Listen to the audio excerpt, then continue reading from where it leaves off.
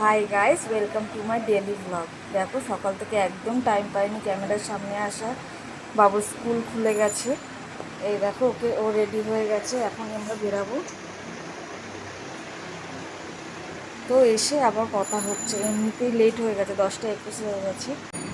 এই দেখো আমি সবে স্কুল দিয়ে আসলাম, বাবুকে দিয়ে বাইরে যা প্রচণ্ড গরম রোদ, ওরও খুব কষ্ট হয়ে গেছে স্কুলে গিয়ে, আর আমারও ভীষণ কষ্ট হয়ে যাচ্ছে।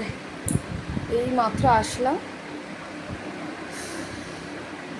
একটু রেস্ট নিয়ে নিয়েছি, তারপরে আবার মেয়েকে খাওয়াবো, স্নান করাবো, দুপুরে রান্না আছে, রান্না করবো।